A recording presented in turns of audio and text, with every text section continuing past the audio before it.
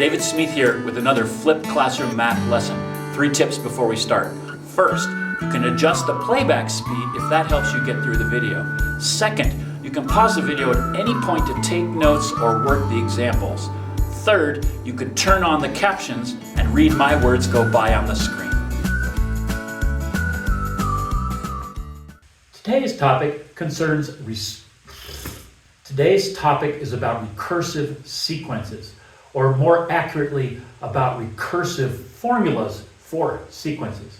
So this is a sequence formula that uses the previous term or terms to find the next term.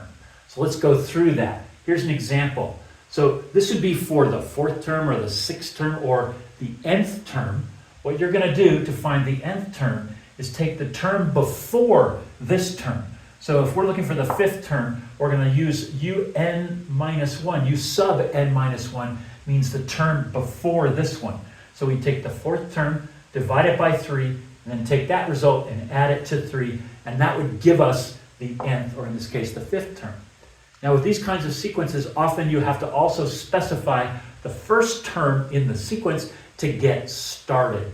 Okay, so here we go. We're going to calculate some terms using this formula. U sub 1, first term, that's a given. So that's just 9. So go ahead, pause the video, plug your 9 in where it belongs, and find the second term. All right, so to find U sub 2, we do U sub 2 minus 1, getting the previous term. That's the 2 minus 1 for the second term. So that's the first term, 9 over 3 plus 3. So 9 over 3 plus 3 right there, that ends up being 6. So U sub 2 is 6. Now pause the video and go ahead and do U sub 3 and U sub 4. All right, so here's my math. To get the 3rd term, I start with the 2nd term, that's U to the n sub n minus 1 divided by 3, so that's 6 over 3 plus 3. This gives me 5. Now to get the 4th term, I take the 3rd term, divide it by 3, add 3 to it, and that's going to give me 14 over 3.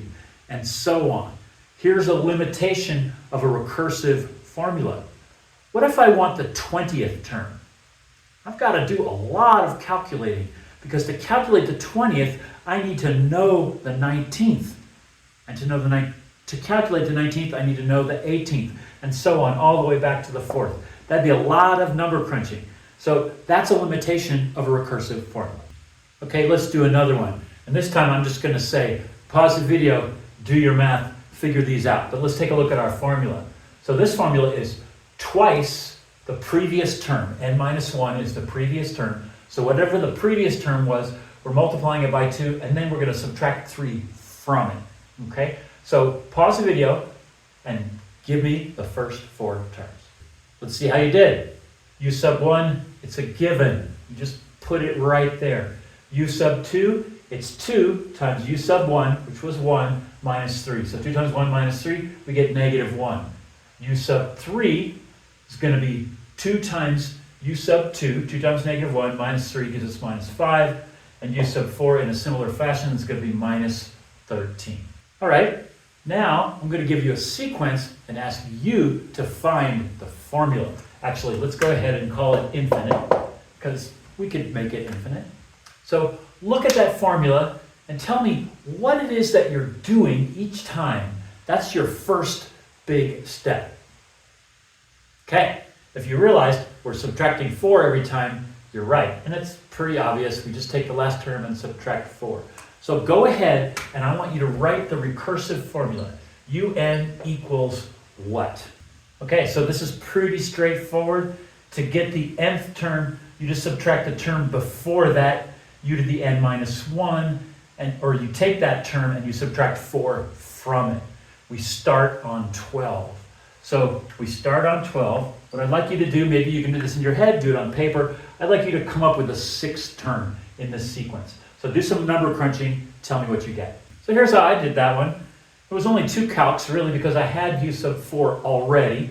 So u sub 5 is u sub 4 minus 4 is minus 4. U sub 6 is u sub 5 minus 4 more is minus 8. All right, let's see how you do with this one.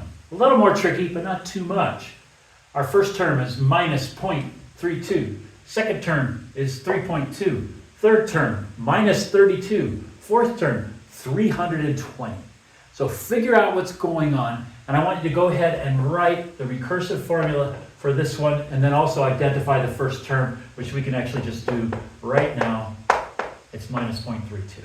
So pause the video, put on your thinking cap, and come up with the recursive formula for that sequence. All right, here's what I noticed, is that we're moving this decimal one place each time. 1, 1, so when 0.32 to 3.2 to 32 to 320.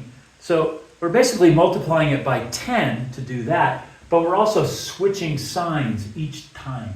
So what we're doing is we're multiplying the last term by negative 10. So it's going to be negative 10 times u sub n minus 1.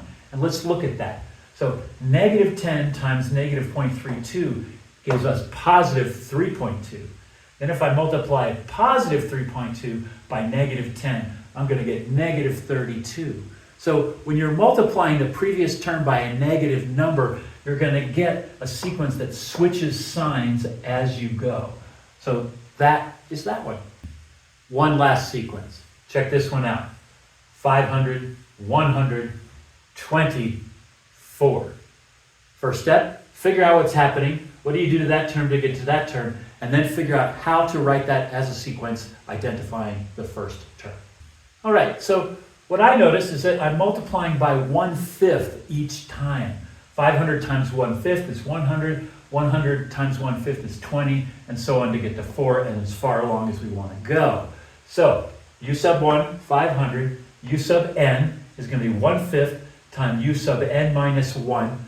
Now, maybe some people might think it's a little bit more clear just to put u sub n minus 1 over 5. Same difference. Either of these would be a full points answer.